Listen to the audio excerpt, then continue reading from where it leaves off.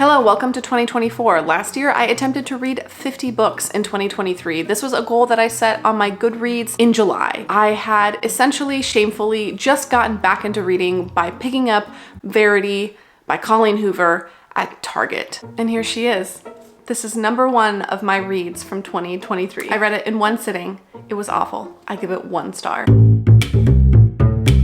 Next, I had actually already started I'll Be Gone in the Dark by Michelle McNamara. I was an avid listener of My Favorite Murders podcast, and I picked this up based on their recommendation. The two hosts were friends with Michelle McNamara before, unfortunately, she died, and this was her hunt and obsession after the Golden State Killer. If you like thrillers, if you like true crime, this is a really fun book to read. It was really well done, and because of this book and because of this research, they were actually able to find the Golden State Killer. Unfortunately, it was after Michelle McNamara passed away. And there's a sticker here saying it's soon to be an HBO documentary series, and so I got this book a while ago, so I wonder if that actually happened.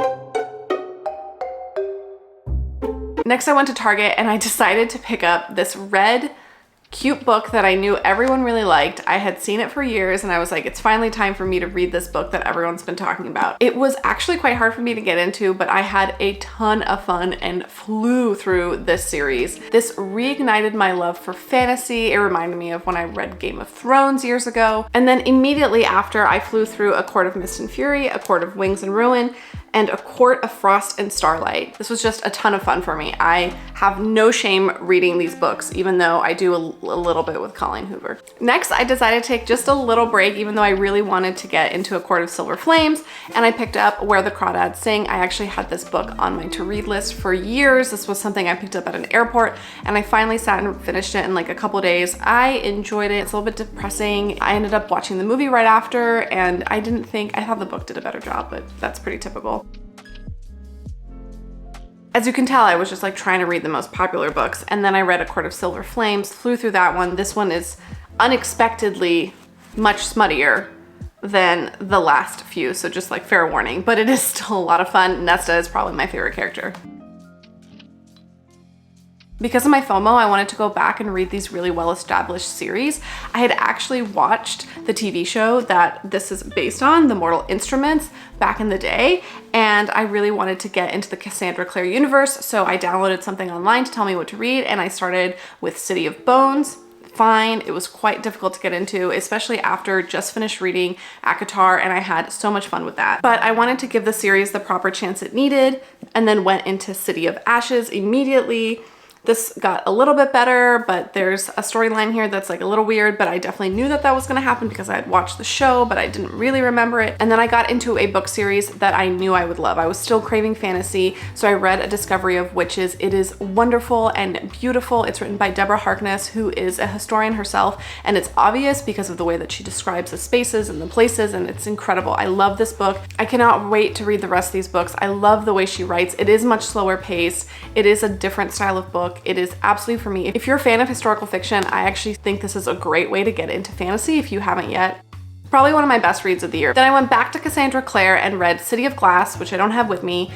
That was probably my favorite one. Each Cassandra Clare book that I'm reading, I like more and more. Then I decided to jump to the Infernal Devices series, and you can see this all in like my Reading for 24 Hours vlog, and I like that one even more. And I actually haven't gone back to the Cassandra Clare universe since that video because I immediately read Fourth Wing after that. This is the special holiday edition with the bonus chapter. I still haven't actually read the bonus chapter. I think Fourth Wing is a fun time. It's nothing special. It's nothing unique in terms of its world building. I actually thought that's where it was the weakest, but I had a good time reading. I thought it was entertaining, and there are so many people who really are not fans of it, and like there were a couple scenes that were like a little cringe, but I thought it was a great time, and you can definitely see my more in-depth review of that in my 24-hour reading vlog. Then I read The Inheritance Games and The Hawthorne Legacy, which I thought was a ton of fun. That was my first time ever reading YA thriller. I had a good time reading those, but I wouldn't say I'm particularly attached to the characters. I still need to read the next two. Okay, then I decided to read a completely new genre for me. I've never read like specifically a romance novel, like never.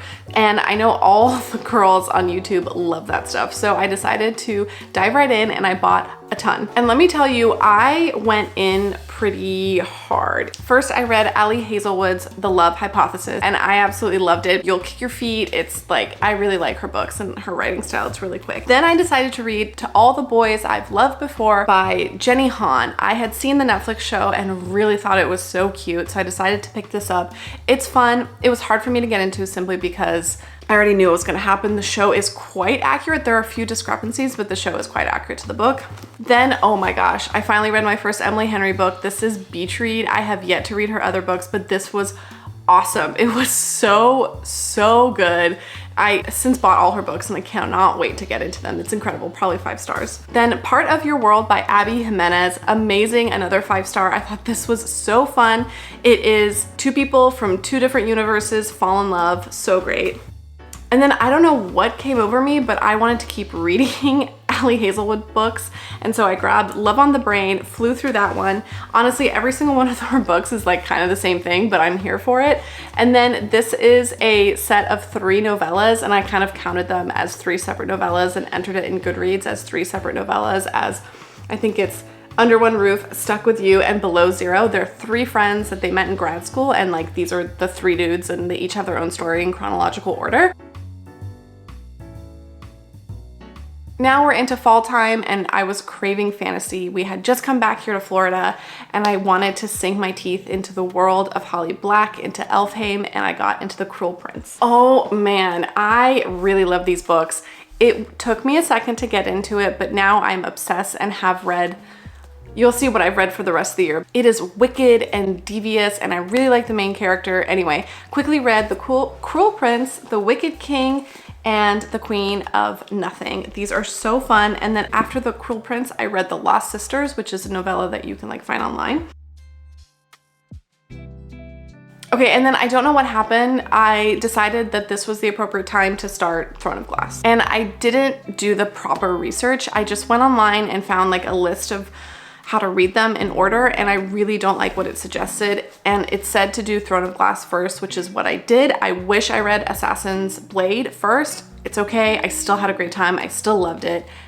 It was amazing. It was so good, and every single book gets better. So I went Throne of Glass, then Crown of Midnight, then I did the Assassin's Blade. So the original list had actually had me do Throne of Glass first, and then it was gonna do Assassin's Blade 4th. But as I was reading it, I was like, oh, whatever, I'm gonna go for it. And I just went and read Assassin's Blade 3rd, and I'm happy that I did because it made me enjoy Heir of Fire even more. This was incredible. This is as far as I've gotten into the Throne of Glass series. I have since started the next one in the new year, but I didn't get to it until the new year. It is a couple days later. I've actually tried to record this part a few times. It's, I don't know, Mercury's in retrograde or whatever you want to say. Finished Heir of Fire and I was like emotionally devastated. And the reality was I knew how many days were left until the end of the year, and I had looked at my Goodreads reading goal of 50 and I was like, I'm gonna make it. There's only 12 books I need to read in these 8 days. And I don't know what delusion set in, but I decided to pick out of my pretty large collection behind me, I decided to pick out some shorter books after reading Heir of Fire instead of reading Queen of Shadows, because I was like, it's too long and there's no way I'm gonna finish it before the end of the year. I decided to pick up P.S. I Still Love You, which is a YA romance, which is completely a subject matter that I don't particularly enjoy. I picked up this series, like I said earlier, because I really like the Netflix special and that was like really fun. But yeah, this is like not the genre for me. Like I had a good time with it. It feels weird. I feel like I'm too old reading this. And it just, I don't know. There's something a little bit nostalgic about it, but the reality is it's just not my genre. So it was fine, but I couldn't get into it and I was still reeling from the end of Heir of Fire. Then I decided to get into my first audiobook and I wanted to try a Christmas themed romance. I have never listened to any kind of audiobook. I put my headphones on and I was like, I'm gonna do chores, I'm gonna make cookies, I am gonna like get my life together, and I'm gonna do that while also checking off my Goodreads list. I decided this Christmas romance was not for me. The voice actor was not only playing the female lead role, but also the male, and it kind of took me out of the book. And so I didn't end up enjoying that. And I switched over to an autobiography, and I thought that would be the right strategy. At least like the perspective that it would be written in would be like a little bit better and more conducive to an audiobook. So I decided to start Britney Spears's The Woman in Me. This is something that was kind of nostalgic to listen to a little bit. I know that sounds awful because she describes like a lot of her horrific experiences, like, you know, working and under the conservatorship and like the way her family treated her. However, it was interesting to hear her perspective as well on her relationship with Justin Timberlake. And then I remember very vividly times in my life when she was going through and these situations with the paparazzi and releasing different songs and having various successes. So it was an interesting read, or listen, I guess you could say. And then afterwards, I decided to pick up Hooked. I had picked up this whole collection based on a few YouTube videos that I had watched. I really like the idea of Disney villain retellings, but I didn't look really into it any further. These are dark romance books, and if you don't like violence, if you don't like your main male protagonist to be a villain at the same time, to be a criminal, to be someone who wishes and acts violence upon the main character in different ways and fantasizes about having a romantic relationship with the partner with her over her dad's body. Anyway, there's like some really weird stuff. No judgment to those of you who like dark romance. It's just absolutely not for me. I have like, I don't know if you can see like the rest of them from that series. I haven't decided yet if I'm just gonna donate them or move on with my life. I'm not sure. And then I finally decided to go back to Elfhame. I had missed Holly Black's writing and her descriptions of fairy, and so I picked up her series. It's like a trilogy that she has, and it was written and set before The Cruel Prince, but there are some characters in there that do show up in The Cruel Prince, so I was interested in it. It's Tithe, Valiant, and there's one more, which I ended up reading in 2024, but Tithe is about this young teenage girl who has always been able to see fairies her whole life, and it's written in the same way that The Cruel Prince is. It's that same whimsy, but a little bit of cruelty as well. I do find them quite a bit darker actually than The Cruel Prince, if you can imagine, and I was a little bit surprised that these are YA. Regardless, I enjoyed it. It was nice to be back in that same world and that same scenario, and these were actually quick reads for me, so I read both Tithe and Valiant. Valiant is about a different teenage girl protagonist. This one goes into like drug use and homelessness and like a lot of taboo / trigger warning. So just make sure you take a look at that because there's some intense scenes in that one, which I was a little bit surprised about. And then the third book actually goes back to the characters that are in Tithe. And so if you remember Prince Reuben from Cruel Prince, this is a lot of his origin story. Yeah, I only read those two, and that's like how I finished the year. And honestly, I don't even know why I created that Goodreads goal. I did the same thing this year. I have 100 books on there now, so let's see what I do. I am excited to kind of get into my first year of doing content and like a full year of doing book content and really reading more voraciously and really fully as a hobby than I have in a few years. So it's really nice. Anyway, I hope you enjoyed the video, and I'll see you in my next one. Bye-bye.